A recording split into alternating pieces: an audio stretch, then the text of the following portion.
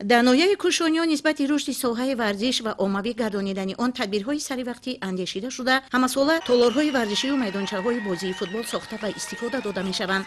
با مقصد استقبال ارزنده از روز جوانان تاجیکستان و روز جهانی فوتبال در جماعت دهات زرگر 30 دسته فوتبال بازان مسابقه ناحیوی برگزار گردید. در آغاز مسابقه رهبریت مقامات اجرایی حاکمیت دولتی ناحیه شرکت کرده دوستداران و علاقمندان بازی فوتبال را شادباش گفته از غمخوری‌های همیشگی سرور دولت پیشوای ملت محترم امام علی رحمان یادآور گردیده تاکید داشتند که سال تا سال صف دوستداران این نمود ورزش افزایش یافته، دسته‌های بازیگران فوتبال تأسیس داده می‌شوند و آنها در میدانچه‌های ورزشی حدود ناحیه مشق و تمرین می‌نمایند.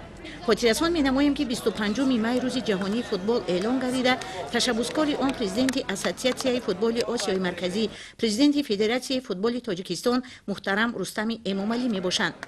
این پیشنهاد تاجیکستان از جانب سازمان ملل متحد پذیرفته شده همساله با تشکیل بازی‌های فوتبال و چاره‌بینی‌های گوناگون ورزشی جشن گرفته می‌شود. جماعت دهات زرگر از کلانترین جماعت‌های ناحیه به شمار رفته دسته‌های گوناگون ورزشگران تأسیس داده شدند که در مسابقه‌های ولایتی و ناحیوی و جمهوریوی شرف ورزشی ما را حفظ می‌نمایند.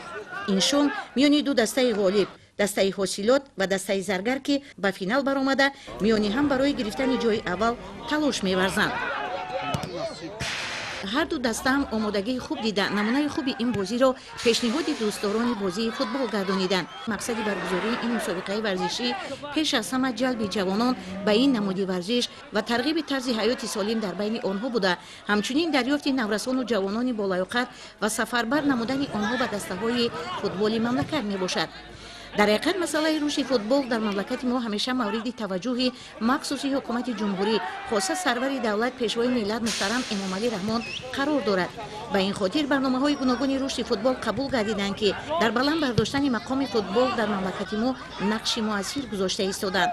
این تدبیرها امکان می‌دهند که طلبات بین المللی مطابق گردانیدن انشاءات مربوطه ساحه، پیدا نمودن استعدادهای نو در بین نورسان و جوانان، گذاشتن زمینه بهر رشد فوتبال کسبی و مکمل گردانی فعالیت مربیان و داوران این نماد ورزش مساعدت می‌نماید. در دقیقه نهم بازی فوتبال بازان دسته زرگر گل اساسی را و دروازه دسته حاصلات سر دادند.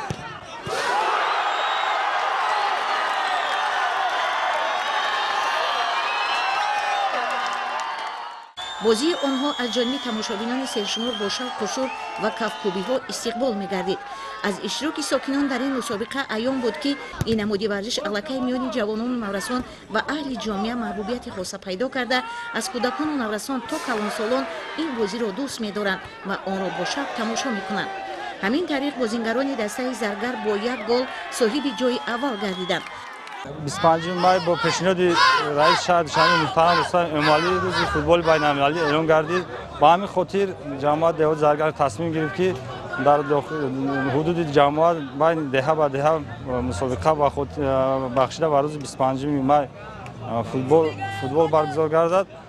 چقدر که همه ما شاهد هستیم امروز دسته حاصلات و دسته زرگر و بازی فینالی برآمدند.